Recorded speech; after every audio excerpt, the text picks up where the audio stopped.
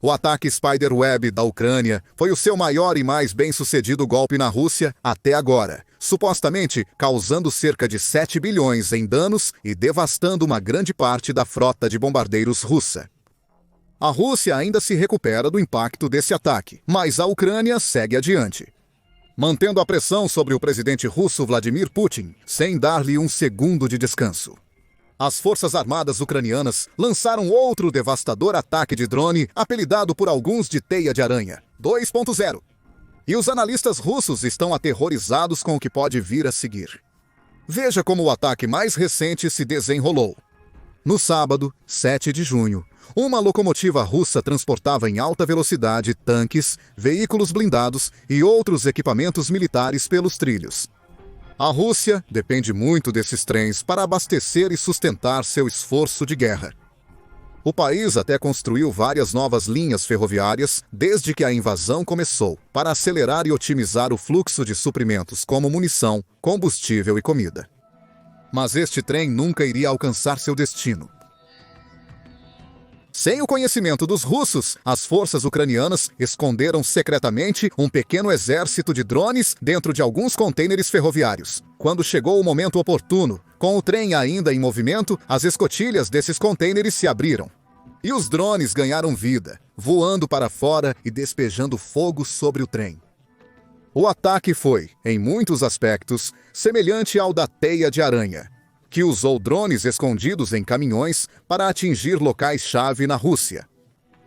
Depois que os drones pousaram próximos a aeródromos russos estratégicos, as tampas dos contêineres se abriram.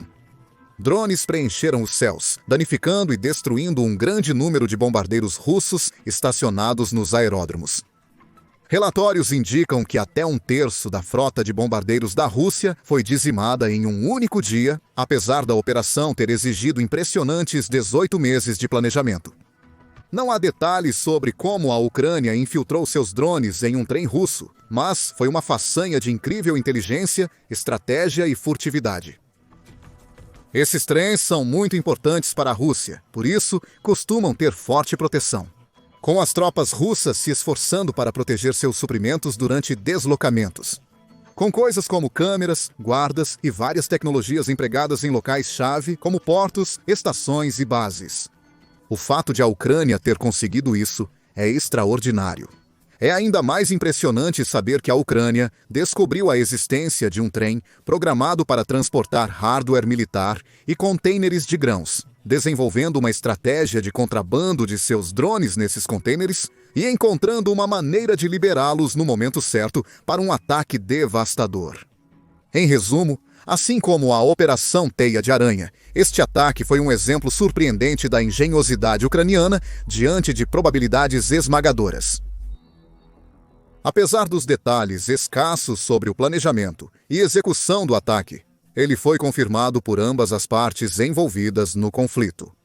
Se os relatórios forem acreditados, foi um golpe extremamente destrutivo e bem-sucedido. As forças de defesa do sul da Ucrânia postaram sobre o ataque no Telegram em 7 de junho como parte de suas atualizações diárias sobre eventos-chave das linhas de frente.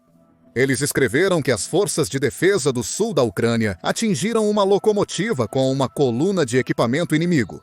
As perdas do inimigo totalizaram 13 tanques e mais de 100 unidades de equipamento blindado e automotivo. No X, o repórter de guerra independente americano Igor Shushko pareceu confirmar a notícia, escrevendo: drones ucranianos voaram de vagões de trem de grãos e os destruíram. 13 tanques russos e mais de 100 veículos blindados e outros equipamentos sendo transportados pelo trem russo. No sul da Ucrânia ocupado, as escotilhas aparentemente foram reabertas remotamente. Outras fontes de notícias pintam um quadro ainda mais sombrio para a Rússia, sugerindo que, além de mais de uma dúzia de tanques e mais de 100 veículos blindados, o ataque de drone também eliminou 7 sistemas de artilharia e 10 tanques de combustível, carregando de 158 mil a 172 mil galões de combustível. É possível que as Forças Armadas da Ucrânia e outras fontes estejam exagerando um pouco essas afirmações para fazer o ataque parecer mais bem-sucedido. Mesmo relatos russos sobre a guerra condenam o ataque com um blogueiro pró-Kremlin, expressando indignação absoluta por ele ter sido permitido. Ele supostamente escreveu que não há mais sentido em permanecer em silêncio. O inimigo destruiu uma locomotiva, tanques e dezenas de veículos blindados. Em certo ponto, escotilhas por onde o grão é despejado começaram a se soltar dos contêineres ferroviários em movimento, como caminhões de grãos. Drones saíram por elas e atacaram o equipamento localizado na plataforma. Carros. Quem foi o gênio que inventou isso? A ideia de combinar um trem de equipamentos com caminhões de grãos é um mistério. A maneira como o SBU ocultou os drones é desconhecida, mas este foi o resultado. O primeiro golpe foi dado à locomotiva, fazendo o trem perder velocidade e parar. O inimigo destruiu livremente a maioria do equipamento. Operação Teia de Aranha 2.0. Alguém deve responder por isso. Eis porque isso é tão importante. Blogueiros e analistas russos são conhecidos por reportagens tendenciosas. Eles tendem a pintar cada evento na melhor luz possível. Do ponto de vista russo, constantemente passando a impressão de que a Rússia está vencendo a guerra em todas as frentes, minimizando qualquer resistência ou contra-ataques ucranianos. Na verdade, o Kremlin até aprovou leis que basicamente tornam ilegal para blogueiros ou comentaristas criticar ou falar mal do governo russo, de seu exército ou de suas ações na Ucrânia. Aqueles que contradizem essa legislação podem enfrentar multas, prisão e outras penalidades. Assim, a maioria, se não todas as grandes vozes russas que falam sobre a guerra, tendem a ser extremamente pró-Rússia. Assim, o fato deste e outros blogueiros russos terem sido tão críticos em seus comentários conta uma história muito clara. Isso mostra que até mesmo aqueles que apoiaram cegamente a Rússia em suas ações até este ponto podem estar começando a ver as rachaduras na chamada Operação Militar Especial. E se blogueiros russos e criadores de propaganda começam a denunciar o exército, isso levanta a questão do que tudo isso significa para Putin e o atual estado de coisas no Kremlin. Enquanto parte da população russa ainda pode acreditar que a guerra é justa e a Rússia está certa, muitos podem estar lentamente percebendo a realidade da situação. Isso é uma má notícia para o presidente Putin, que sempre pareceu tão desesperado para se firmar como o maior e mais respeitado líder da Rússia. Sua imagem cuidadosamente cultivada de uma presença forte, poderosa e inabalável está lentamente se erodindo à medida que a guerra continua, muito mais tempo do que jamais imaginado.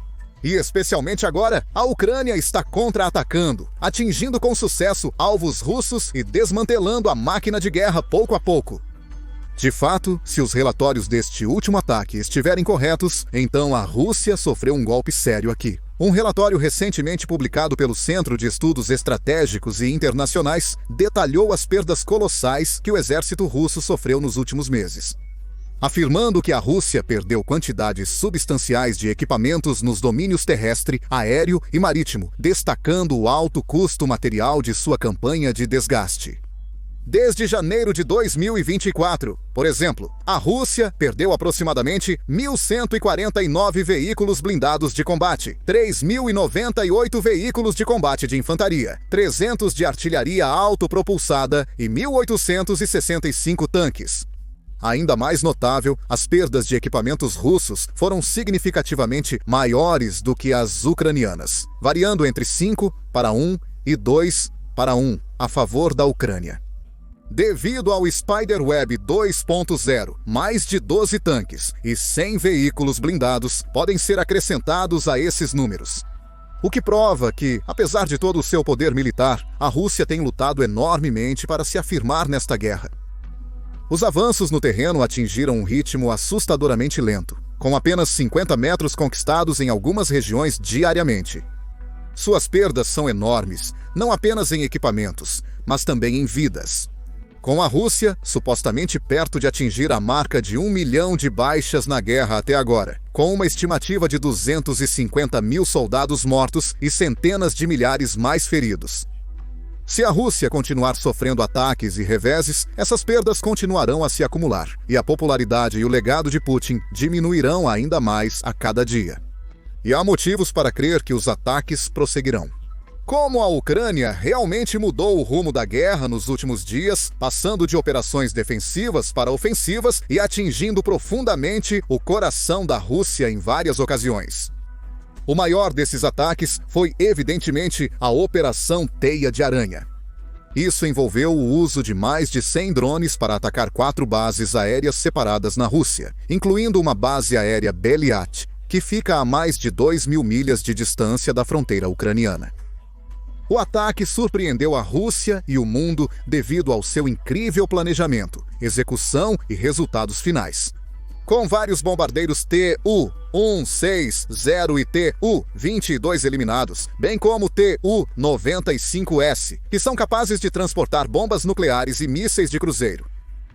A Ucrânia também atacou a ponte de Kerch, que liga a Rússia à Crimeia, península ucraniana anexada e ocupada. A Rússia usa essa ponte para transportar grande número de pessoas e suprimentos para a Crimeia. Mas a Ucrânia tem repetidamente visado isso, com o último ataque envolvendo explosivos subaquáticos, embora ainda não tenha sido confirmado. Alguns analistas e especialistas sugeriram desde então que a Ucrânia pode ter usado drones subaquáticos avançados para plantar e detonar esses explosivos, alimentando medos na Rússia de que a Ucrânia poderia atingir suas bases navais, portos e submarinos nucleares em breve. Recentemente, drones ucranianos também atacaram com sucesso outros alvos significativos além das fronteiras, em território russo.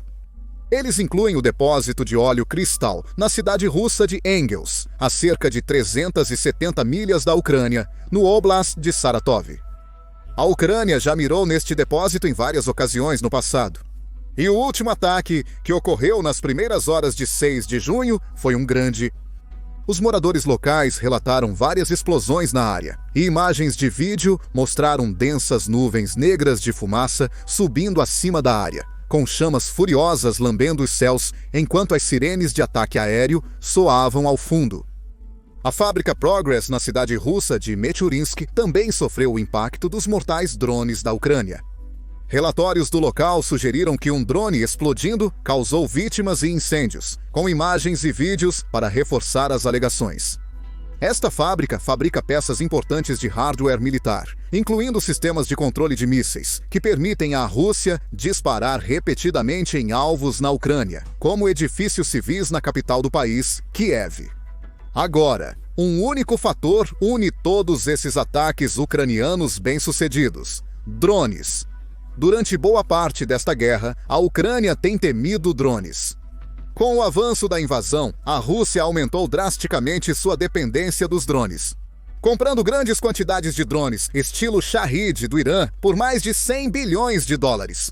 Além de construir novas instalações de produção de drones e utilizá-los cada vez mais a cada ano. De fato, o primeiro ano da guerra, 2022, viu cerca de 2.600 ataques de drones no total. Em contraste, 2024 teve cerca de 13.800. Espera-se que 2025 termine com um total ainda maior. Por causa disso, do lado ucraniano, cerca de 70% de todas as mortes e ferimentos são agora causados por ataques de drones. Civis e soldados temem o zumbido característico dos drones na região. Piorando o cenário, relata-se que a Rússia busca formas de tornar seus drones ainda mais letais e eficazes, como a integração de tecnologias de inteligência artificial que permitiriam aos drones operar autonomamente sem pilotos ou controladores humanos. O país também investe em treinamento de operadores de drones, construindo não só um exército de drones, mas de especialistas para guiá-los aos alvos. Mas, como a Ucrânia está começando a provar e a Rússia está começando a descobrir, dois podem jogar o jogo dos drones.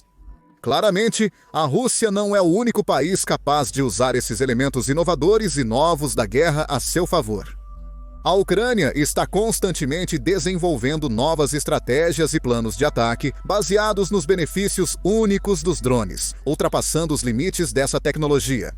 Os drones são mais fáceis de esconder e transportar secretamente pelas fronteiras e para a Rússia, em comparação com veículos maiores ou grupos de soldados. Ou por serem capazes de causar danos incríveis apesar do tamanho pequeno, ou por serem relativamente baratos de fabricar. Os drones que a Ucrânia usou para o ataque Spiderweb, por exemplo, foram ditos custar apenas $2.000 cada, mas levaram bilhões em hardware russo. Em suma, os drones proporcionam à Ucrânia uma nova capacidade de revidar contra a Rússia. Não apenas nas linhas de frente ou em regiões fronteiriças disputadas, mas também no âmago do território russo. Com isso, enviou uma mensagem clara: nenhum lugar na Rússia está seguro.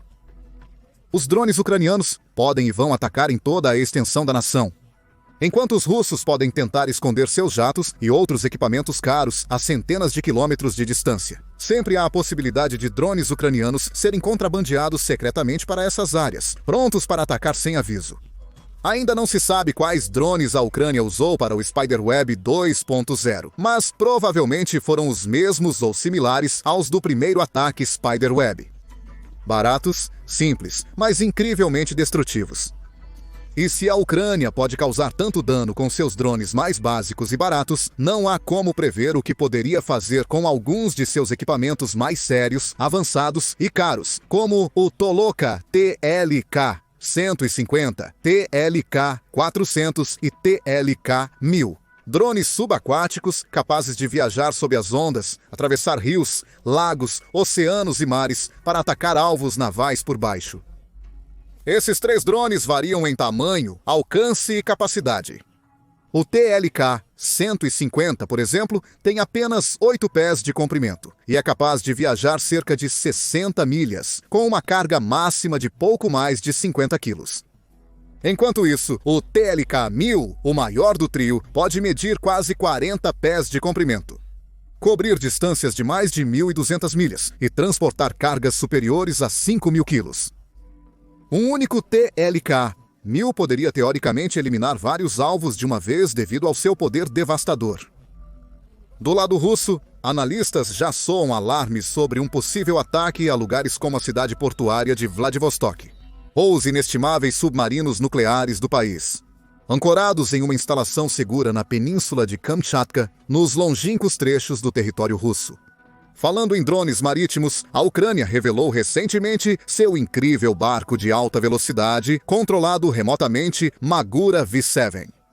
Com 24 pés de comprimento, esta embarcação não tripulada pode lançar mísseis antiaéreos, permitindo que a Ucrânia use drones aquáticos para atacar alvos aéreos. E já se provou bem-sucedido em condições reais. O exército ucraniano relatou que o Magura V7 derrubou um par de aviões de guerra russos Su-30 no mês passado. Isso é apenas uma das várias formas que a Ucrânia investe em inovações de drones e tecnologia emergente, para moldar não só a guerra Rússia-Ucrânia, mas também potenciais conflitos futuros. Outro fator comum nos recentes ataques ucranianos é que eles focam principalmente em alvos logísticos ou militares estratégicos. Em todo o território russo, a Ucrânia atingiu refinarias de petróleo, fábricas, aeródromos, ferrovias e pontes com seus drones e mísseis. Esse é um pilar fundamental da estratégia ucraniana atual e é fácil entender o motivo. A Ucrânia sabe que, mesmo com o apoio dos aliados ocidentais, seu exército não é páreo para o da Rússia. Isso é evidente nas estatísticas. A Ucrânia tem cerca de 900 mil soldados em serviço ativo, enquanto a Rússia tem mais de 1,3 milhão, com mais aderindo à causa diariamente. Graças às intensas campanhas de recrutamento e convocações do Kremlin, a Rússia também tem muito mais veículos, aviões e embarcações do que a Ucrânia. Possui mais de 10 vezes o número de aeronaves, apesar de muitos de seus principais bombardeiros terem sido dizimados pela Spiderweb, bem como cerca de 5.750 tanques e mais de 130 mil veículos blindados, em comparação com os totais estimados da Ucrânia de 1.114 tanques e 18.920 veículos blindados. Em vários aspectos, é uma luta de Davi contra Golias, mas todos conhecem o desfecho dessa história. A Ucrânia está provando repetidamente que, apesar de seu tamanho menor, é capaz de desferir golpes significativos na máquina de guerra russa. E faz isso escolhendo seus alvos, cuidadosamente, planejando seus ataques nos mínimos detalhes e executando suas estratégias com precisão impecável. Isso ficou claro nas operações Teia de Aranha e Teia de Aranha 2.0. A Teia de Aranha 3.0 já está em andamento, mas onde pode acontecer? Por enquanto, só é possível especular. Contudo, como citado antes, circulam rumores do lado russo de que a Ucrânia pode usar seus impressionantes drones submarinos para atacar portos ou bases navais russas. Talvez até atacando a frota do Pacífico russa, que é composta por vários navios, incluindo destroyers, corvetas e mais. Agora, confira nosso vídeo recente detalhando como esse possível ataque pode ocorrer. Vamos dar uma olhada na nossa análise detalhada de como a guerra está indo e por que a Rússia está perdendo no momento. E não se esqueça de se inscrever no The Military Show para mais atualizações diárias de eventos-chave do conflito e outras notícias militares e geopolíticas importantes ao redor do mundo.